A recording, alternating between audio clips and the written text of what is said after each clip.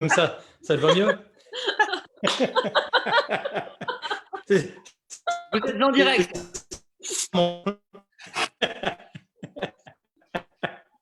Ariane, vous êtes en direct. D'accord, mais je ne vois rien, moi, c'est normal. Eh bien, bonjour à tous. François, François, es-tu là? Oui, je suis là, Ariane. Bonjour. Bonjour. Bon, ben, je pense que ça a démarré. Absolument. Absolument. Eh bien, bonjour à tous. Bienvenue pour cette conversation dans votre salon. On attaque notre 7e semaine de confinement. Et pour tenir jusqu'au 11 mai, eh ben, je vous propose de retrouver un invité qui va nous raconter son confinement. Et tout de suite, eh ben, je vous emmène du côté d'Orlando, en Floride, et on retrouve François Gagnon. Bonjour François. Bonjour Ariane, ça va? Ben, très bien. Tu vois très bien mon salon, hein? Ça c'est mon salon, tu vois? Le voilà mon salon. Alors, tu es au-dessus de l'Atlantique? N'importe où. En autant que je suis dans un avion, ça va. Peu importe où il est, en autant que je suis dans un avion. Parce que les pieds sur terre trop longtemps, ça ne me va pas du tout. Là, je commence à être un peu nerveux. Hein? Alors, où es-tu basé? Moi, je suis à Orlando, en Floride. Tu es à Orlando, aux en États-Unis. Floride. Exact. Et, tu supportes mal le confinement, du coup, tu continues à prendre l'air et à voyager. Voilà, je m'invente des voyages. Donc, je me lève le matin et je me bouscule contre le mur. Je m'assois dans un siège, je m'attache et je me prends une tasse de café et je me la verse sur les cuisses. Comme ça, j'ai l'impression d'être dans l'avion. Bon, mais comment ça se passe pour toi, le confinement? Ben, ça se passe comme pour tout le monde, hein, je pense. On ne sort pas trop, on peut pas. Alors, on n'est pas aussi verrouillé que vous l'êtes en France, je crois. Toi, tu en es à ta combienième de semaine? Ben, nous, ça a commencé, ça a commencé presque en même temps que la France, hein, peut-être une semaine de retard. Donc, je dis 7e semaine en France, nous, on est la 6e. D'accord. Et puis, et d'ailleurs, j'ai pris l'avion pour venir à Paris il y a 6 semaines, un mardi, d'accord? J'ai atterri à Paris le mercredi, normal. Et le mercredi soir, c'est le soir où Trump a fait le discours comme de quoi il fermait la frontière avec l'Europe.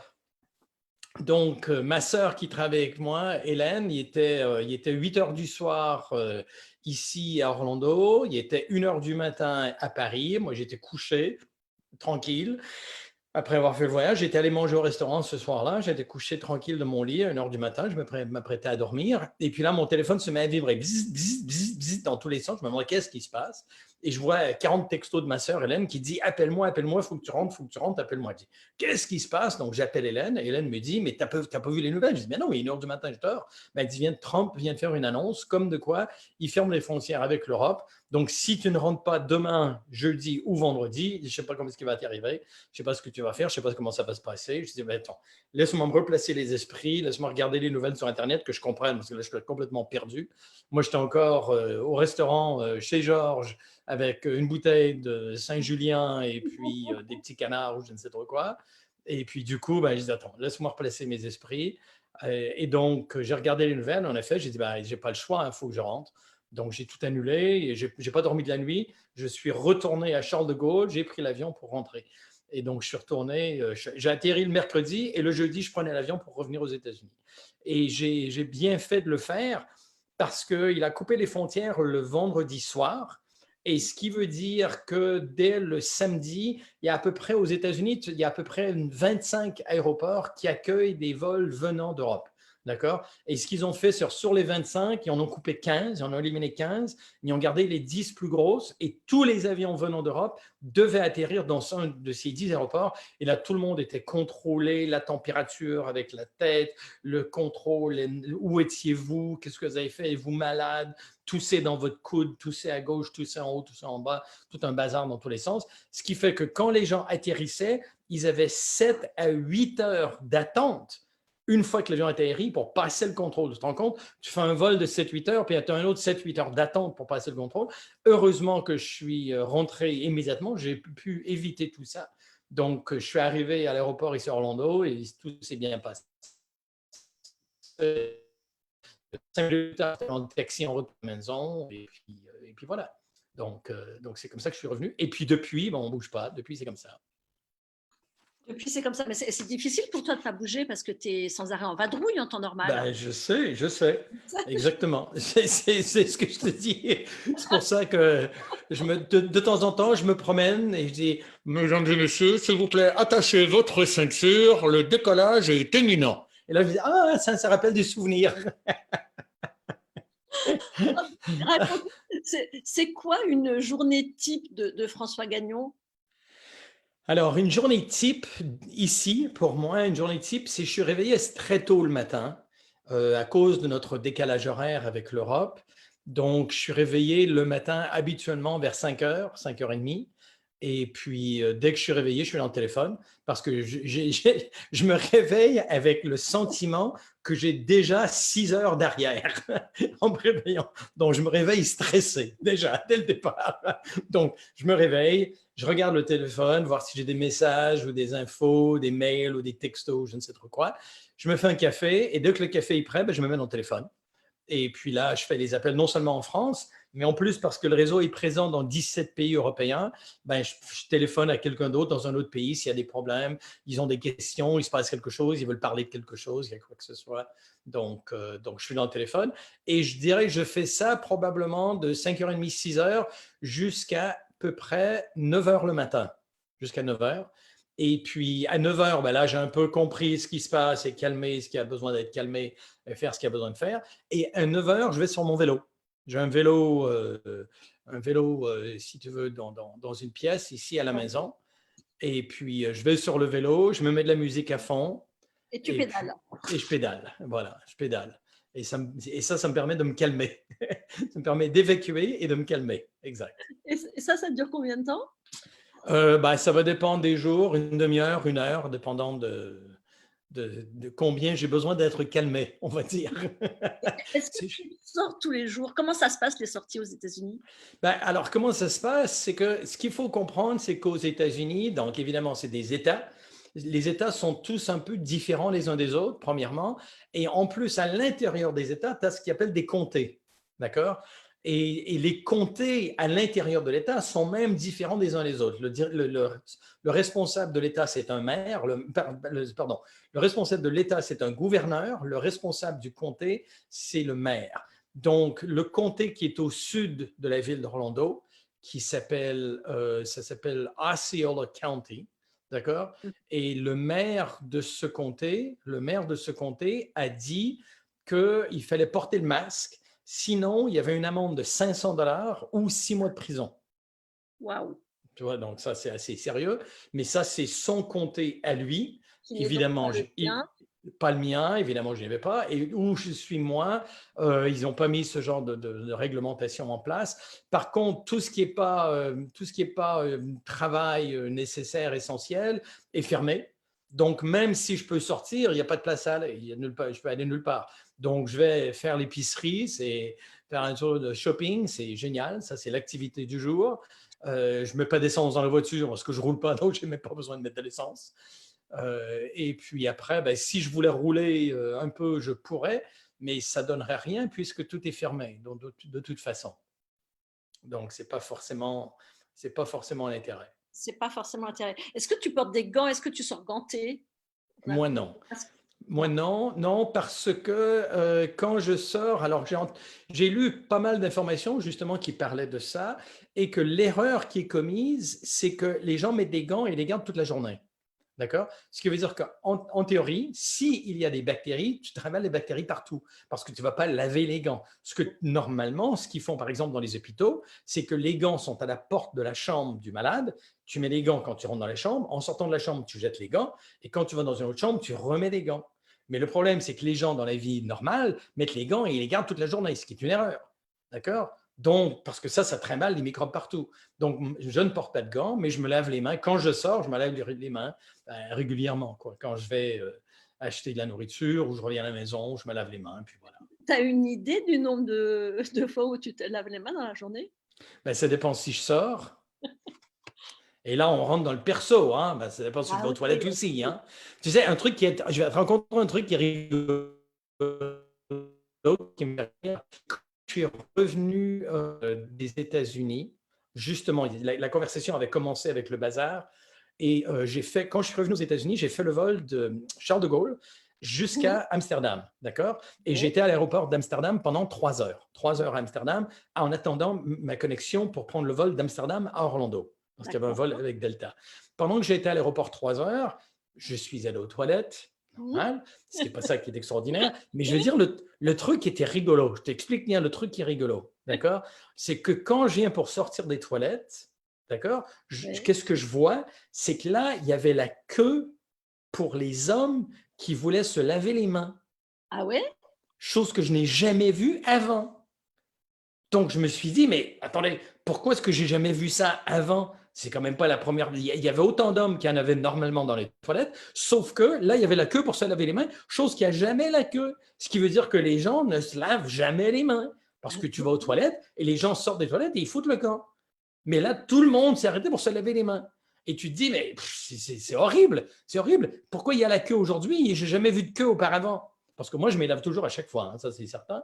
Ça, c'est mon truc. J'ai tellement peur d'être malade, sans parler du virus, mais même juste la grippe ou n'importe quoi à cause des voyages. Je ne veux surtout pas attraper une grippe ou attraper un rhume ou n'importe quoi, un mal de gorge ou une sinusite ou je ne sais trop quoi. Donc, parce que je voyage beaucoup, je fais très attention. Je ne me mets pas les doigts dans la bouche, je ne me mets pas les doigts dans le nez, je ne me mets pas les doigts dans les yeux et je me lave les mains tout le temps quand je voyage. Virus ou pas de virus, hein, c'est ce que je fais pour éviter d'être malade.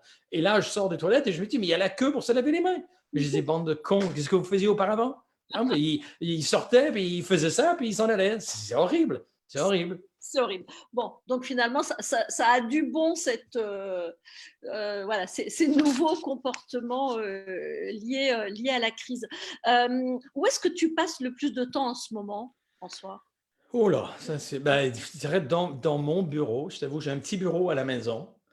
Et puis, je suis au téléphone ou en vidéoconférence toute la journée. Toute la journée. Comme je te dis, dès que je me lève. Donc, je me lève, je suis au téléphone dans la cuisine, le temps de prendre un café, 9 heures. 9 heures, je vais sur le vélo. Je fais ça une demi-heure, 1 heure. Et après, de là, je vais dans mon bureau et là, je suis au téléphone jusqu'à, on va dire, 14 heures sans cesse. 14 heures, ce qui fait qu'il est 20 heures en Europe. Et puis là, ben, si j'ai des téléphones à faire aux États-Unis, ben, je les fais après 14 heures. Heure des États-Unis. Donc, la grande partie de la journée, je la passe justement dans mon bureau. Est-ce que du coup, tu as l'impression de bosser plus qu'avant? Ah, ça, c'est certain. Sans problème. Sans problème. C'est un truc de malade. Tu te dis, ah, mais c'est bien, je vais être à la maison, c'est cool, ça va être tranquille, je vais pouvoir se reposer, machin. Mais, ah ben non, c'est parce que tout le monde est dans la même situation. Ben là, quand je veux téléphoner pour parler à quelqu'un, auparavant, il fallait que je parle, quand je voulais parler à quelqu'un, ça arrivait qu'il fallait que je téléphone 2, 3 fois avant qu'on puisse se rejoindre parce qu'ils étaient occupés. Mais là, avec ce qui se passe, que personne n'est occupé et tout le monde est à la maison, ben chaque fois que je téléphone, je parle à quelqu'un. Donc, si je fais 4 coups de téléphone, je parle à quelqu'un chaque fois. Et c'est chaque conversation. Les gens étaient beaucoup plus bavards. Les conversations sont beaucoup.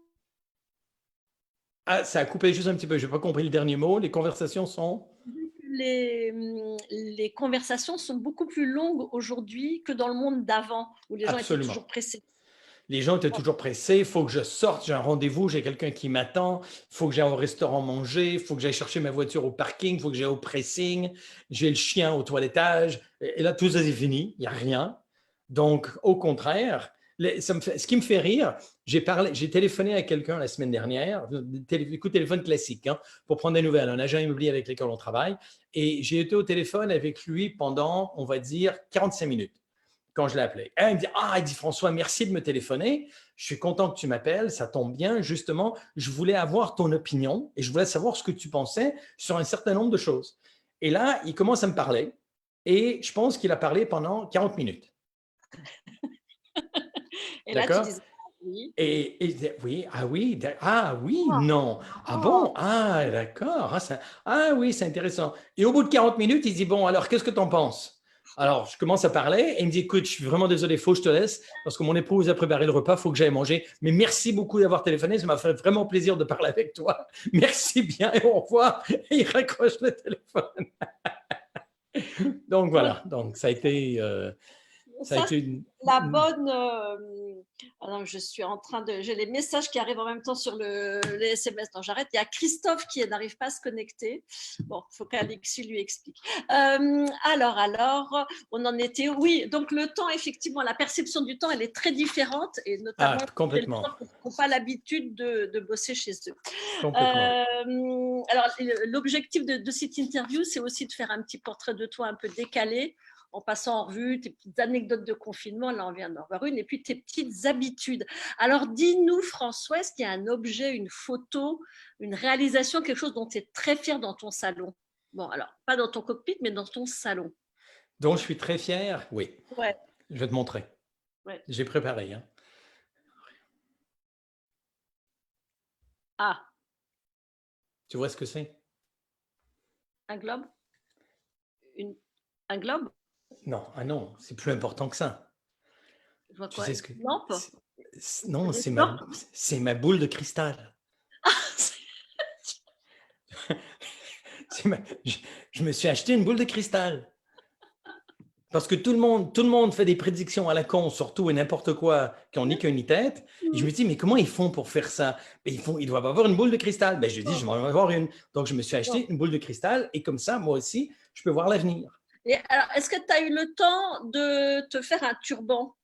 Non. Crédible, non? Pas encore, non. Non, parce que le tissu que j'ai acheté pour le turban, j'ai fait un masque avec. Donc, du coup, je ne l'ai pas mis sur la tête, je l'ai mis devant pour ne pas me retrouver avec des amendes. Hein. Donc, voilà. Donc, j'ai ma boule de cristal et je regarde de près, comme ça, pour voir qu'est-ce qui va se passer dans l'avenir. Que vois-tu, François? Je vais te dire, c'est très rigolo parce que quand tu regardes une boule de cristal comme ça, tu sais ce que tu vois quand tu regardes? Je ne sais pas si tu peux voir. Ouais? Moi, je te vois à l'envers, là. Ah ben voilà. Eh ben voilà. C'est ça la boule de cristal. C'est justement ça. C'est quand on va sortir d'ici, tout va être chamboulé à l'envers. C'est ça qui va arriver. C'est ce que la boule de cristal m'a dit. D'accord. Alors, ça veut dire quoi, le monde à l'envers? Le monde à l'envers, c'est qu'il y a plein de trucs qu'on a le droit de faire, plein de trucs qu'on n'a plus le droit de faire. Il y a des trucs qui n'ont ni queue ni tête. Donc, faire la queue pour rentrer au magasin, que ce soit chez Auchan ou autre, pour faire les courses, ce n'est pas un problème. Mais si on veut marcher à 3 personnes dans la rue, c'est interdit parce que c'est trop dangereux. Donc, ça sert à aucun net. On nous dit les masques, il ne faut pas les mettre, ça ne sert à rien. On nous a dit. Et puis moi, hier, je suis allé acheter l'épicerie. Il y a un magasin d'épicerie qui n'est pas très loin de chez moi où je vais régulièrement, l'équivalent de Leclerc, Auchan, je ne sais pas trop. Et puis, je rentre dans le magasin hier, depuis le confinement, c'est là que je vais tous les 3-4 jours acheter à manger. Et je rentre dans le magasin hier et tout le monde porte le masque hier. Tout le monde dans le magasin. J'ai dit, mais vous avez tous porté le masque? J'ai dit, vous avez eu peur ou est-ce qu'il y a un problème? Elle dit, non, non, pas du tout. C'est l'obligation. J'ai dit, vous en avez l'obligation. J'ai dit, mais quand je suis venu, je me rappelle avoir posé la question il y a 4 semaines, vous m'aviez dit que vous aviez interdiction de porter le masque. Il dit, oui, on avait interdiction et là, c'est l'obligation. D'accord. Donc maintenant que ça fait 4 semaines, 6 semaines qu'on est en confinement et que le virus semble se calmer, c'est maintenant, on vous oblige à le porter, tandis qu'avant, quand ça a démarré, vous avez interdit de le porter. Parfaitement logique, c'est top, super, j'ai très bien compris. Il faut être un politicien de haut niveau pour faire des trucs comme ça, hein, forcément. Moi, petite homme que je suis, je ne peux certainement pas comprendre des choses comme ça.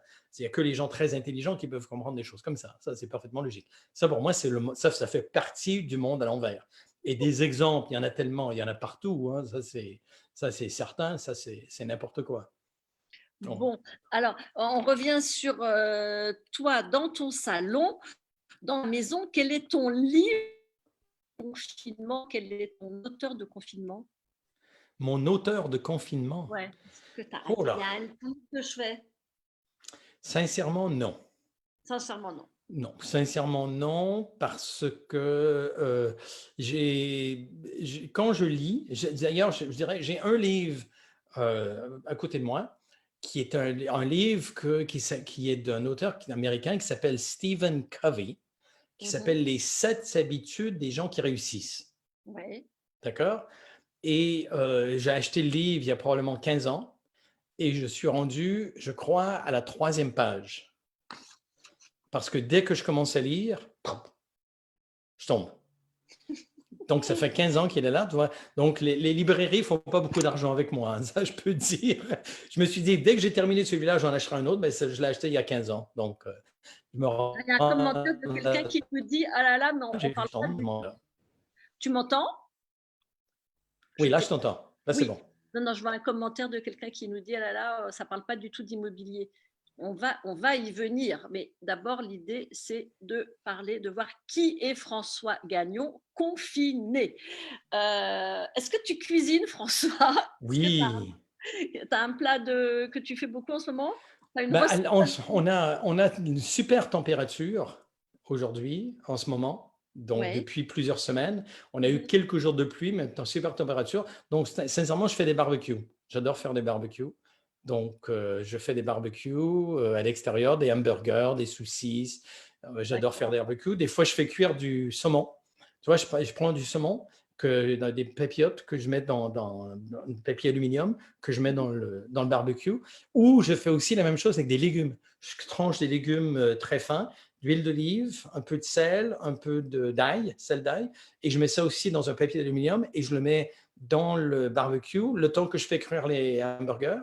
Ça cuit, ça prend à peu près 30-40 minutes, je dirais, à cuire les légumes, et on sort ça, et quand tu rouvres le papier d'aluminium, il y a une odeur qui sort qui est magnifique, et les légumes sont super, super tendres parce qu'il n'y a aucune vapeur qui s'est échappée. Donc, c'est super tendre, c'est délicieux, c'est vraiment délicieux. C'est sain et c'est convivial. Absolument, exactement. Absolument. Est-ce que tu as une série, un film que tu regardes beaucoup en ce moment? Oh, ben, tu sais, je les regarde un peu à tour de rôle. Par contre, j'ai deux trucs justement que pour tes lecteurs, tes auditeurs, pour montrer des trucs à recommander. Tiens, je te montre ça. Alors attention, qu'est-ce que c'est? Tu vois, je ne sais pas si tu vois. Dr House, non. D'accord? Dr House, Donc, saison 3. c'est Dr House, saison 3. Hop, attends, parce qu'il faut que je me mette devant, parce que sinon mon fond d'écran me fait disparaître. Saison 3, épisode 18. Épisode 18. D'accord? Fortement recommandé à tout le monde. C'est super intéressant. C'est super rigolo aussi, mais c'est super intéressant justement par rapport à ce bazar de virus. Ouais. Donc, l'histoire, je te fais grosso modo l'histoire rapidement. Ouais. Le Dr House revient justement d'une conférence sur les pandémies, si on peut dire, d'accord? Et il revient de cette conférence et dans l'avion, il y a quelqu'un qui tombe malade. Et là, il y a toute l'émission qui se passe justement dans l'avion avec un début, un milieu, une conclusion, fait à la Dr House avec son tempérament extrêmement cynique et sarcastique. L'épisode est génial. Je la recommande fortement. Donc, saison 3, épisode 18 de Dr House. Bon, on a noté. Bon, après, je te demandais comment tu entretenais ta forme. Et là, j'ai compris, c'est tout pédale.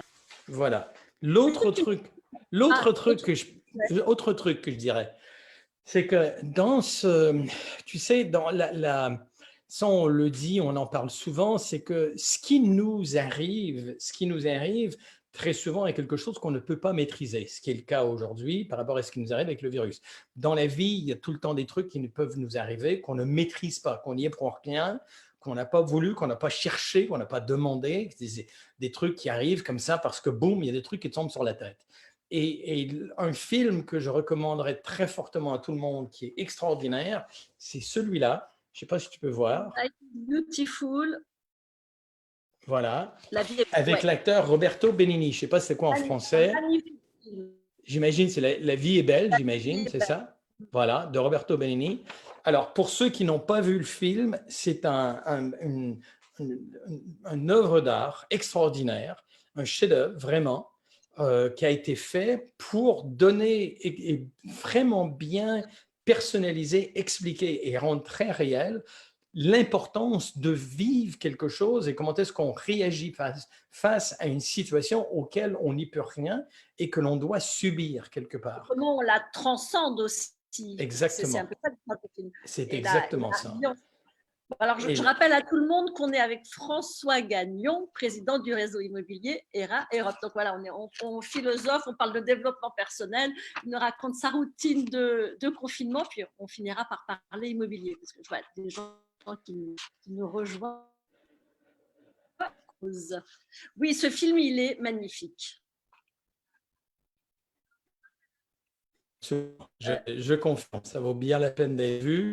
Je l'ai revu encore une fois justement durant cette période de temps. J'ai trouvé ça excellent. C'est vraiment un très bel exemple de comment vivre les choses et comment vivre la situation qu'on ne peut pas maîtriser, qu'on doit subir, et l'importance de bien la vivre. Et ça, c'est primordial.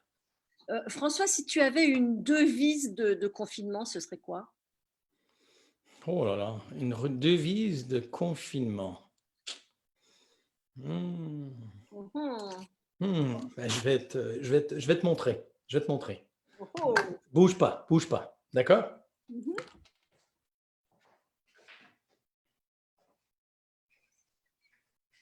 Alors, on attend François Gagnon qui va nous proposer sa devise de confinement. Et alors là, ce sont des lunettes de... Voilà, ma devise de confinement, c'est ça. Alors, mais encore. Ça veut dire quoi? Ouais. Ça veut dire qu'on regarde tout ce qu'on voit autour de nous avec des lunettes. Hein? Avec des lunettes qui sont colorées. Et parfois, on s'imagine qu'en ajustant les lentilles, on va voir les choses, on va mieux voir les choses. Parce qu'avec les lunettes de couleur, il y a certaines choses que l'on voit de façon accentuée, mais il y a aussi certaines choses avec les lunettes qu'on ne voit pas du tout. Donc, ma devise, c'est qu'il faut enlever les lunettes. D'accord? Ma devise, c'est qu'il faut enlever les lunettes de façon à pouvoir bien regarder exactement ce qui se passe. Parce que quand on a les lunettes, justement, avec des lentilles de couleur, ce que l'on voit n'est pas forcément la réalité. Donc, sans rentrer dans des discours philosophiques, il faut vraiment, surtout en ce moment, quand on voit qu'il y a des trucs qui n'ont ni queue ni tête, aucun sens qui passe, de toutes sortes de choses, de dire qu'est-ce qui se passe vraiment? Et malheureusement, dans la vie dans laquelle et le monde dans lequel on évolue aujourd'hui, les gens n'ont plus de dialogue entre eux aujourd'hui. Et ça, je trouve ça vraiment triste. Et je trouve ça très, très dommage, c'est qu'on parle uniquement avec des gens avec qui on est d'accord. Et les gens avec lesquels on n'est pas d'accord, ce n'est pas compliqué, c'est des cons. Donc voilà, la conversation est très courte, c'est terminé. Et ça, je crois que c'est vraiment dommage parce que c'est intéressant et c'est important de pouvoir parler avec toutes sortes de personnes, particulièrement des gens avec lesquels on n'est peut-être pas d'accord et avec lesquels on ne partage peut-être pas la même opinion, pour justement comprendre que c'est un être humain qui a autant de valeur que moi, qui a autant d'importance que moi, qui a une autre opinion que moi, mais qui est un être humain comme moi, qui a autant de droit d'exister que moi, qui va voter son vote contre pas 4 votes contre le mien, ou j'ai pas 4 votes contre le sien. On est égaux, on est des individus, on est des êtres humains à part égale, mais qui voient la vie de façon complètement différente. Et avant de rentrer dans le jugement de dire mais quel con celui-là de penser ça, ce qui serait important, je crois, c'est d'avoir un dialogue, de comprendre pourquoi est-ce qu'il pense ça. Et si tu dis que c'est vraiment d'une telle chose, et moi je pense que c'est l'inverse, parlons-nous entre nous, parlons ensemble, sans s'agresser, sans s'attaquer, sans vouloir se faire du mal, mais plutôt pour chercher à se comprendre et à échanger entre nous. Et malheureusement, c'est tellement dommage parce que déjà, il y avait des sujets qui étaient difficiles auparavant. Souvent, on entend les gens qui disent surtout, on ne parle pas de politique, surtout, on ne parle pas de religion, surtout, on ne va pas parler d'argent, d'accord, entre autres, d'accord. Et bien là, aujourd'hui, on a rajouté encore plus à la liste de choses sur lesquelles on ne peut pas parler. Et ça, je trouve ça dommage. Mais est-ce que tu ne penses pas que malgré tout, ce confinement, ça rapproche aussi beaucoup les gens il y a plus de bienveillance, plus d'échanges, un peu plus d'humanité, on a l'impression quand même aussi. J'espère que c'est le cas. Vu les commentaires que moi je vois sur les réseaux sociaux, parce que le nombre de personnes avec lesquelles j'ai des contacts est quand même limité à ma famille, dû au confinement, mais vu les commentaires que je vois sur les réseaux sociaux, moi, je ne vois pas trop d'échanges entre guillemets intellectuels ou civilisés.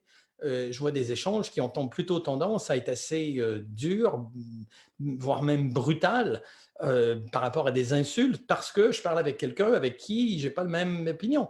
Donc, soit j'attaque ou je me fais attaquer. Et c'est l'un ou c'est l'autre. Et ça, je trouve ça dommage, parce que les gens ne cherchent pas à comprendre pour dire pourquoi est-ce que toi, tu as un autre point de vue que le mien. Moi, je pense que c'est blanc, toi, tu penses que c'est noir, d'accord? Explique. Donc, T'es un con parce que tu penses ça. Mais parlons ensemble, échangeons ensemble. échangeons ensemble et posons nos lunettes de temps en temps ou changeons le Ben, filtre. faut carrément faut carrément les enlever. Il faut enlever les filtres. Parce que quand tu gardes les filtres, il y a des choses qui vont être accentuées et des choses qui vont disparaître. Donc, c'est pour ça que c'est important d'enlever les filtres pour voir les choses comme elles sont réellement. Et si on ne les voit pas de la même façon, ben, cherchons à comprendre pourquoi on ne les voit pas de la même façon. Il y a Laurent Balestra qui nous dit c'est peut-être pas le moment de regarder La vie est belle, c'est trop triste. Alors, c'est un bon commentaire, je dirais, mais je ne le trouve pas triste. Oui, c'est triste à la fin, c'est triste, je suis d'accord, mais je trouve que c'est tellement un bel exemple, justement, de comment vivre une situation atroce, horrible, et de bien la vivre. Et je crois que c'est justement un très, très bel exemple de ce que nous pourrions tous faire aujourd'hui, parce que moi, je parle avec tellement de gens qui sont stressés, angoissés, qui sont inquiets, ce qui est logique, ils ont absolument raison d'être inquiets, parce que qui sait ce qui va se produire. Et qu'est-ce qui rend inquiet, justement? Ce qui rend inquiet, c'est le sentiment de perte de contrôle. Alors, le confinement et ce bazar avec le virus, quand tu penses qu'il y a 50, il y a 60 jours, comme je te disais, Ariane, moi j'étais à Paris, au restaurant, tout était formidable, une bouteille de vin de Saint-Julien, avec des gens avec qui on a bien discuté. Je rentre à l'hôtel me coucher, et c'est le meilleur des mondes. Le lendemain, je devais me lever pour aller au siège à Versailles, pour ERA, travailler. Et puis, je reçois un appel à 1 h du matin, la fin du monde vient d'arriver. Je me dis, mais qu'est-ce que c'est que cette histoire? Qu'est-ce qui t'est arrivé? Les choses changent tellement rapidement, personne ne l'a voulu, personne ne l'a demandé, et on ne l'a pas vraiment vu venir, en plus. Et la rapidité avec laquelle c'est fait, mais c'est un choc, mais ça a été brutal, la rapidité avec laquelle ça s'est fait sur la planète entière. Et ça crée énormément de stress et d'angoisse auprès des gens. Donc, comment vivre cette situation? Moi, je trouve que justement, ce film est un bel exemple de comment vivre cette situation. Et c'est une magnifique leçon de vie, ce film. Toi, tu disais, Exact. il faut rester aux manettes, il faut rester aux commandes, il faut rester dans l'action. C'est pour ça que tu nous reçois dans ta cabine de pilotage. Voilà, exactement. Sinon, qu'est-ce que tu retires, toi, comme leçon de vie de cette expérience du monde d'aujourd'hui? Alors, de façon pragmatique, différentes choses, différentes choses. Alors, si je vais commencer avec le pragmatisme d'abord, c'est justement, on parle depuis tellement longtemps en France de l'importance de la technologie, surtout si on parle de l'immobilier, pour tout ce qui est compte rendu, tout ce qui est visite virtuelle, tout ce qui est vidéo, tout ce qui est présentation, mais tout par l'intermédiaire de la technologie. Et je sais qu'il y avait énormément de gens qui étaient extrêmement réticents, qui ne voulaient justement pas le faire parce qu'ils se disaient non, les clients ne vont pas aimer, c'est pas bien, c'est mieux quand on se voit, c'est préférable, c'est ci, c'est ça. Bon, parce que ça fait partie de la culture. Alors, tant mieux, mais là, ce qu'on s'aperçoit, c'est que les gens le font et ça ne pose pas de problème et même les clients en sont ravis. Et ce qui va se produire après, dans le fonctionnement de la vie, c'est qu'on sera obligé de s'en servir. Ça ne pourra pas faire autrement. Et ce n'est pas une mauvaise chose. J'entends souvent des commentaires de dire, vous ne pensez-vous pas que la technologie va remplacer les agents immobiliers? Pas du tout, jamais. La technologie va apporter un complément à la profession. La technologie va rendre l'humain plus efficace. D'accord? Donc, c'est ça le but, c'est de rendre l'humain plus efficace. Parce que de la technologie sans l'humain, ça ne sert à rien. Un ordinateur qui parle à un autre ordinateur, il n'y a pas d'intérêt. Qui se parlent entre eux, ils se débrouillent, ils n'ont pas besoin de moi. Par contre, le but de la technologie, c'est justement de rendre l'humain plus efficace dans le fonctionnement. Je sais qu'il y a une série dont tu es fan, c'est Star Trek, en parlant d'hommes archi efficaces. Alors voilà. J'adore, Monsieur Spock. Live long and prosper. Exact, j'adore. J'aime beaucoup la science-fiction déjà, mais ce n'est pas quelque chose dont j'ai peur. Au contraire, c'est quelque chose que je me dis tant mieux que l'on puisse s'en servir parce que ça nous permet de faire des choses qu'on ne pouvait pas faire autrement auparavant. J'ai eu des communications, juste pour l'anecdote, j'ai eu une communication avec un agent immobilier en France qui, avant que le confinement s'instaure comme il est aujourd'hui, d'accord? Donc, au moment où on pouvait encore un peu sortir, et puis il propose à un acquéreur de visiter un bien. Et l'acquéreur dit, écoutez, franchement, j'ai pas trop envie, ça m'inquiète un peu, avec tout ce qu'on entend, tout le confinement n'avait pas encore été mis en place. Donc, j'hésite un peu de ce que je vais faire, je ne veux pas y aller. Et le négociateur a eu la présence d'esprit et le réflexe de dire, écoutez, je vais aller visiter l'appartement et on fait un Facebook Live, d'accord? Ou on fait un FaceTime avec vous. D'accord? Et comme ça, vous pourrez voir l'appartement. Donc, le négociateur arrive à l'appartement avec son téléphone portable et le négociateur dit, tiens, voilà l'entrée, voilà le séjour, voilà la cuisine, les pièces, le ci, le ça. Et l'acquéreur dit, ah oui, attendez, montrez-nous encore le ci, la pièce et la vue, c'est quoi, et quel machin, et tous les placards, qu'est-ce qu'il y a, de quoi il s'agit. Et au final, l'acquéreur a dit, on souhaiterait faire une offre sur l'appartement. Donc, l'acquéreur était enchanté, le négociateur a rendu le propriétaire heureux parce qu'il a vendu le bien qu'il voulait vendre, l'acquéreur a complété son projet, mais c'est dans l'intérêt de tout le monde. Et ça passe par l'utilisation de la technologie et il faut que ça devienne justement seconde nature, que ça fasse partie de la culture. Et je pense que ça le deviendra. Donc oui, ça a un petit peu forcé le mouvement et forcément, c'est le cas de le dire, voilà, c'est des choses qui vont rester derrière parce que tout le monde est convaincu maintenant de l'utilité Bien sûr. ces outils. Et d'ailleurs, on n'aurait jamais fait ce Facebook Live dans la vie d'avant. Ah, ça a coupé. On n'aurait jamais fait quoi? On n'aurait jamais fait ce live dans la vie Exact. d'avant. On est d'accord. Absolument. Une grande première. Absolument. Alors maintenant, on va se revenir sur l'immobilier. Mais d'abord, en parlant peut-être de ton expérience de confinement, est-ce que le fait d'être à la maison comme ça aussi longtemps, ça change ton regard sur ton chez-toi et puis après, du coup, sur ton métier?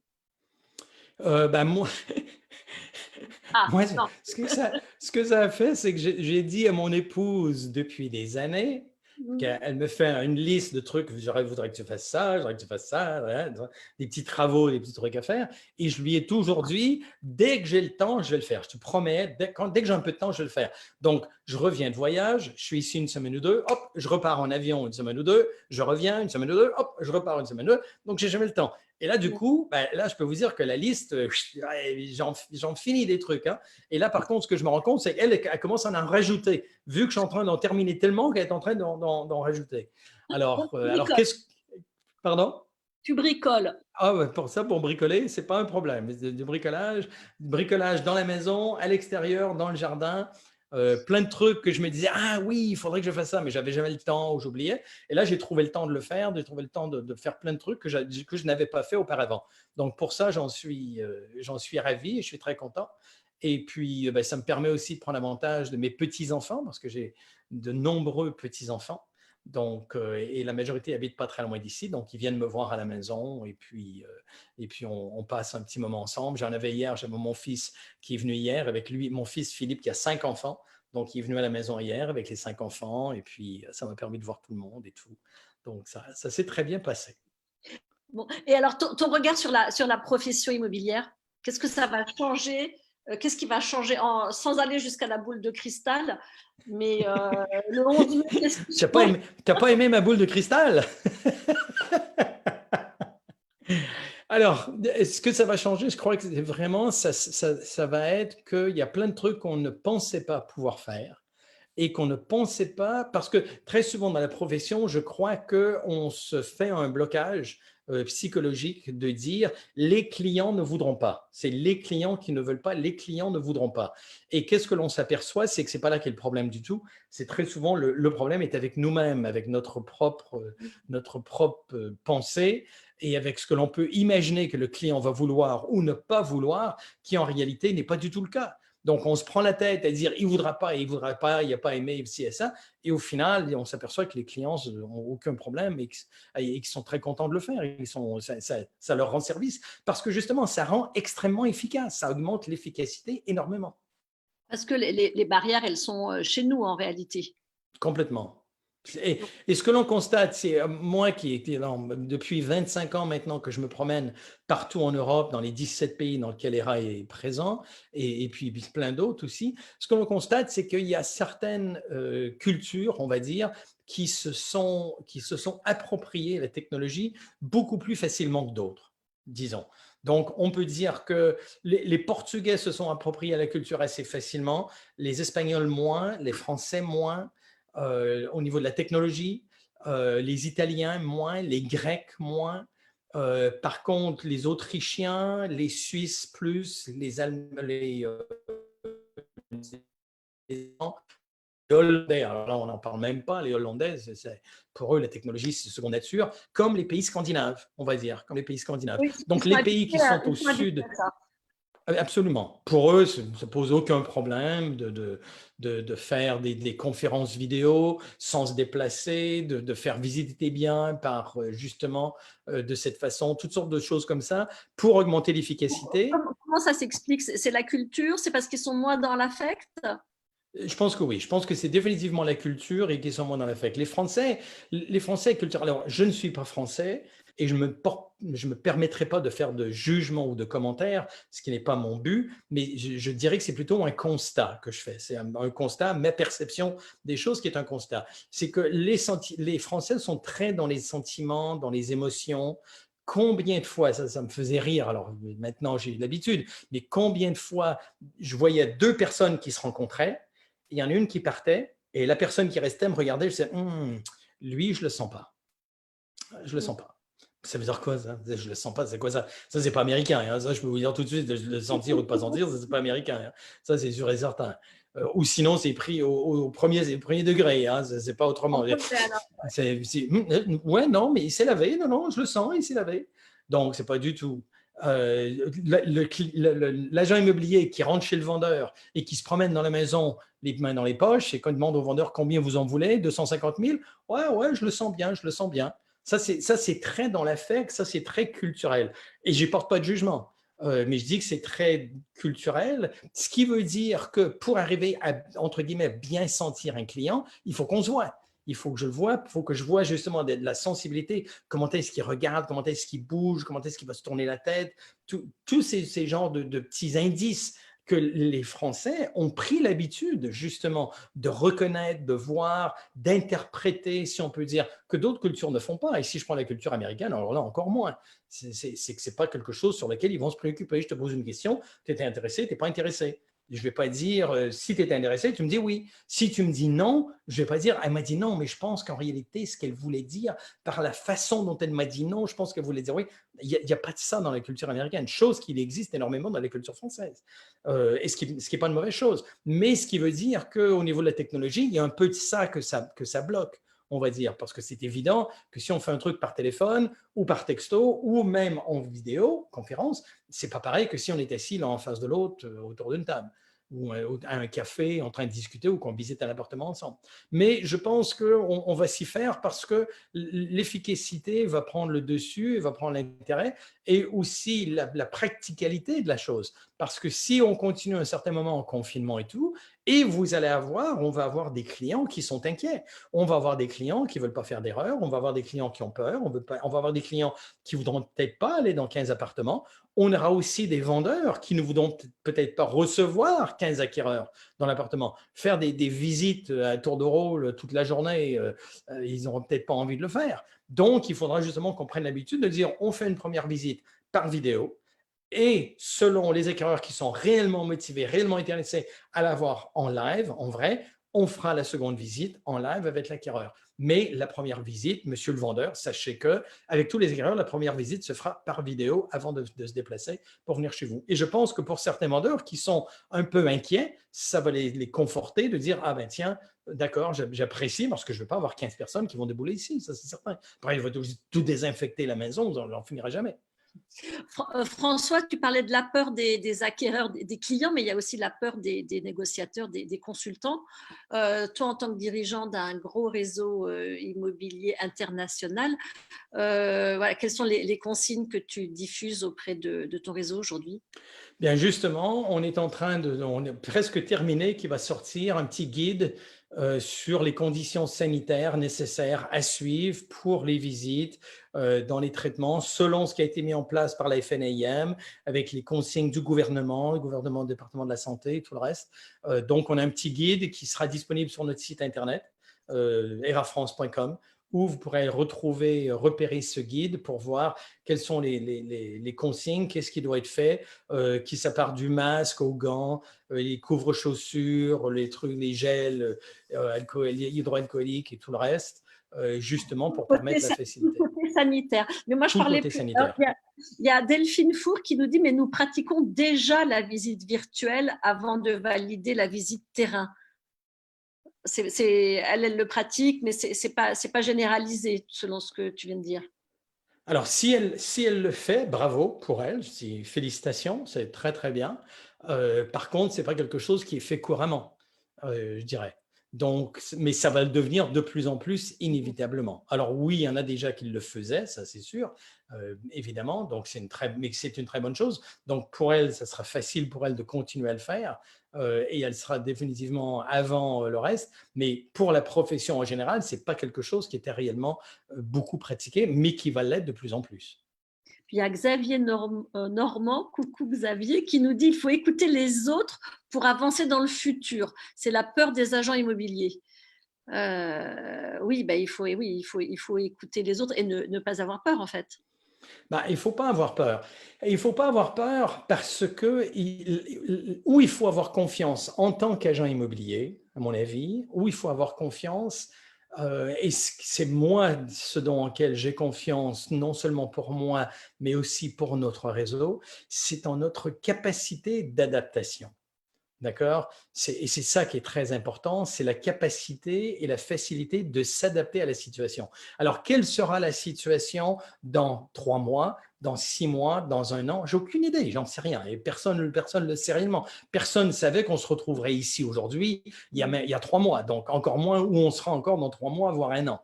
Par contre, ce que je sais, c'est qu'on saura s'adapter. On l'a fait, on l'a déjà prouvé, on s'est adapté. Ceux qui ne s'adapteront pas vont souffrir, ils vont avoir de la difficulté, mais ceux qui sauront s'adapter vont très, très bien réussir et ça posera réellement une opportunité pour eux. Regarde ce qui s'est passé pendant la crise de 2008-2009. Par exemple, moi, je connais des agents immobiliers qui non seulement n'ont pas perdu de chiffre d'affaires, mais ont augmenté leur chiffre d'affaires. Ils ont augmenté leur part de marché parce qu'ils ont fait un certain nombre de choses que les autres n'ont pas fait, justement.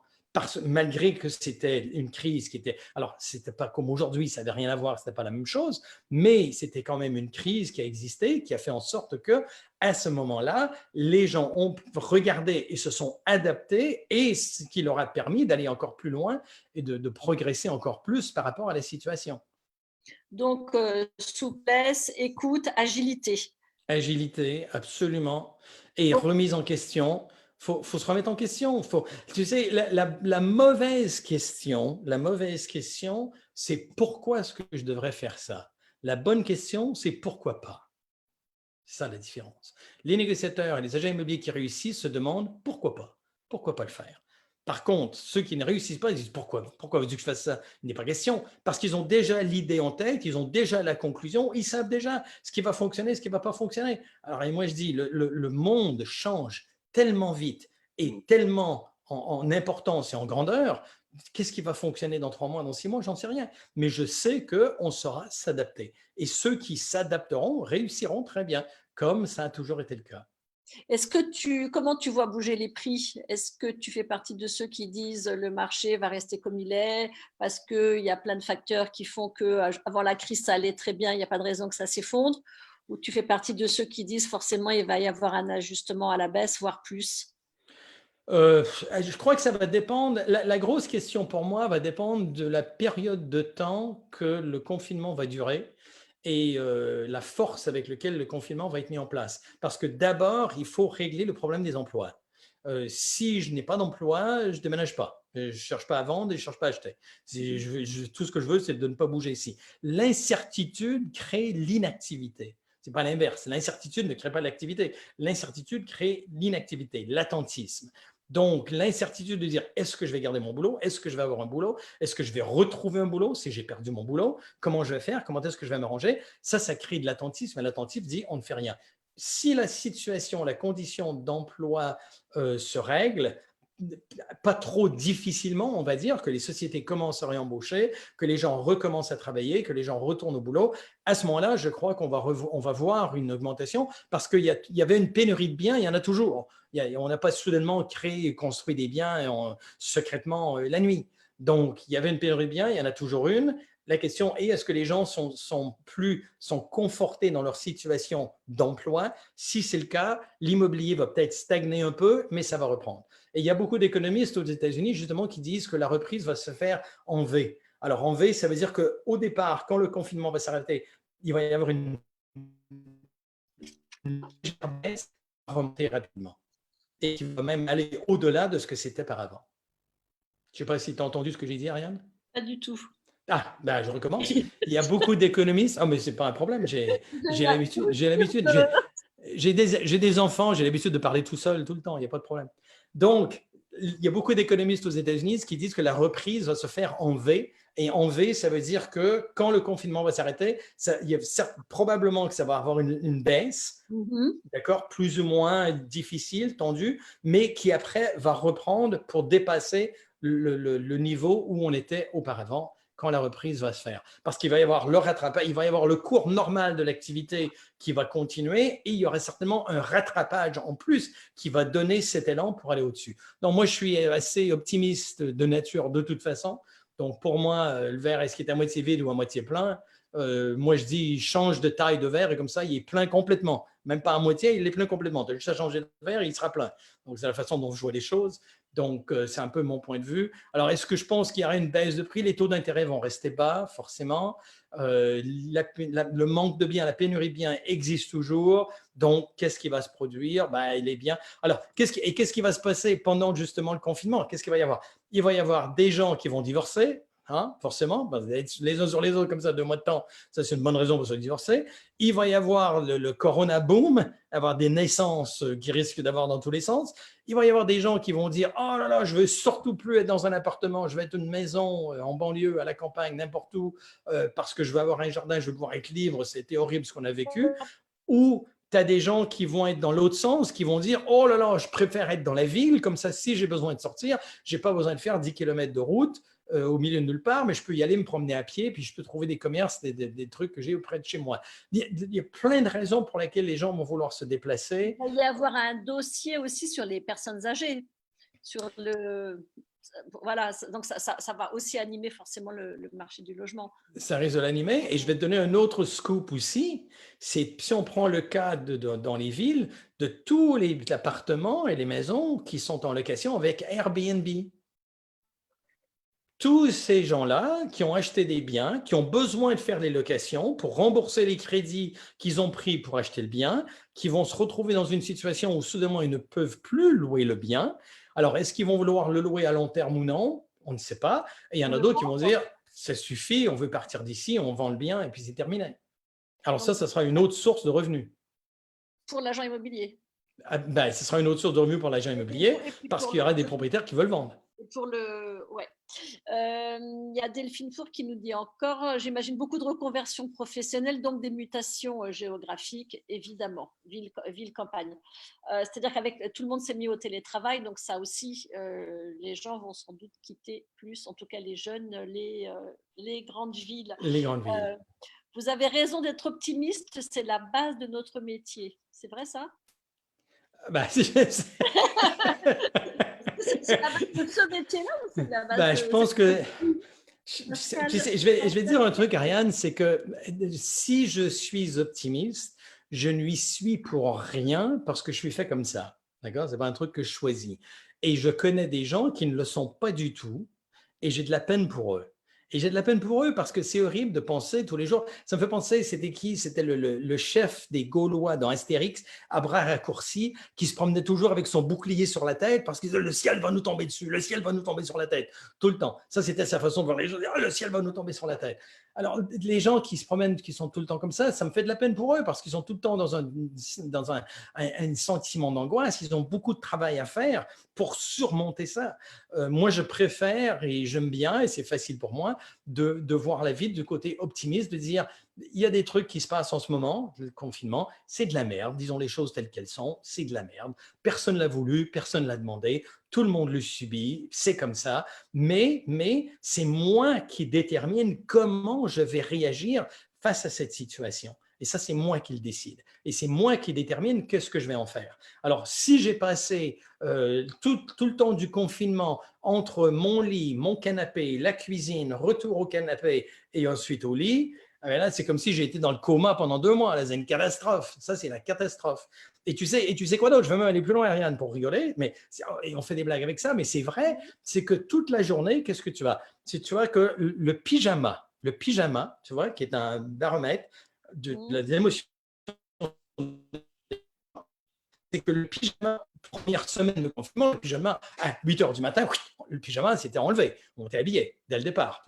Et plus le temps avance, plus le pyjama s'enlève tard. Donc 8 heures, 9 heures, 10 heures, midi, 13 heures, 14 heures pour enlever le pyjama. Et de l'autre sens, c'est l'apéro qui commence de plus en plus tôt. Donc l'apéro était à 17 heures, puis après il était à 18 heures, et 17, et 16, et 15. Alors qu'est-ce qui se produit entre les deux? Tu as le pyjama qui s'enlève de plus en plus tard et l'apéro qui commence de plus en plus tôt. Et ça fait ça toute la journée. Ça veut dire que tu ne fous rien, tu ne fais rien. C'est entre l'apéro et le pyjama, ça y est, la journée est foutue. Et tu te couches et tu recommences le lendemain. Dis-nous, toi, à l'heure du pyjama et de l'apéro, tu gardes le nœud papillon? Ah, ça c'est… Ben, j'en ai un de tatoué, tiens, je vais te montrer. J'en ai un de tatoué ici, regarde. Non, mais sans blague, justement, c'est que, alors, moi, ce que je fais à titre personnel, comme tu disais, c'est je fais le vélo, une demi-heure, 1 heure. Après, je prends une douche, d'accord? Et après, je m'habille. Et je le fais parce que psychologiquement, c'est bon pour moi. Je le fais parce que psychologiquement, c'est bon pour moi. Est-ce que ce serait facile pour moi de rester sur le canapé en pyjama toute la journée? Oui, ce serait très facile pour moi de le faire. Est-ce que c'est bon pour moi de le faire? Définitivement pas. Parce que ce que l'on fait et ce qui se produit physiquement va avoir un impact, un effet sur l'intellect, inévitablement, et ça va avoir un effet sur les émotions. Alors, lequel qui commence en premier? Ben, c'est tout lié ensemble, mais pour moi, ça commence avec l'aspect physique. Qu'est-ce que je fais physiquement? C'est pour ça que c'est tellement important de faire de l'exercice, de faire du sport. Première chose le matin, démarrer la journée. Donc, quand je démarre la journée en faisant du sport, je sais que je vais avoir une bonne journée parce que c'est quelque chose que j'ai maîtrisé, que j'ai voulu, avec lequel je me sens bien. C'est bon pour moi physiquement, mon intellect en profite, en bénéficie, et mes émotions passent de suite. Quand je ne le fais pas, je me dis, oh, gros porc, encore sur le divan, en pyjama, il est 14 heures, bon, allez, tant qu'à y être, on rouvre une bouteille de vin rouge, puis on s'en fout, puis on oublie la journée, puis on commencera demain. C'est horrible, c'est horrible. Et psychologiquement, c'est horrible. Émotionnellement, évidemment, c'est une catastrophe. Donc, c'est justement ce que je ne veux pas faire. Donc, le tout est lié et commence par la démarche physique à la première heure le matin. Eh bien, merci François. Il y a Alexis qui me dit, ah là là, un live, c'est 1 heure maxi. Là, ça fait 53 minutes. Il ne faut pas qu'on se lasse. Mais bon, on ne se lance pas. On pourrait t'écouter encore longtemps. Mais moi, j'aimerais, avant de te laisser, ah non, pour toi, ce n'est pas l'heure de l'apéro derrière. Non. Non, non là, ici, il est 13 heures. Il est 13 heures quand même. Ah, quand même, il est 13 heures. Déjeuner.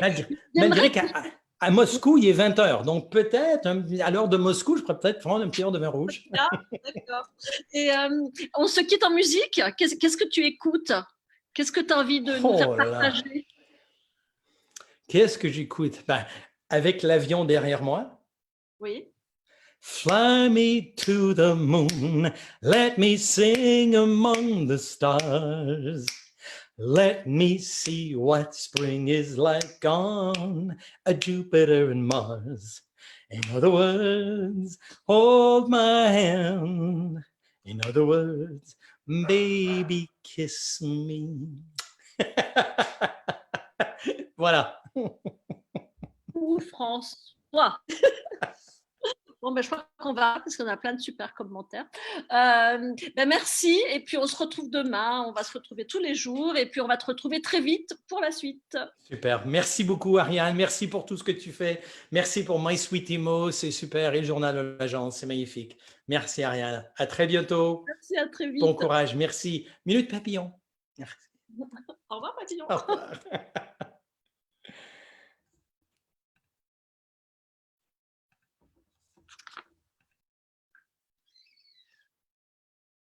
se dit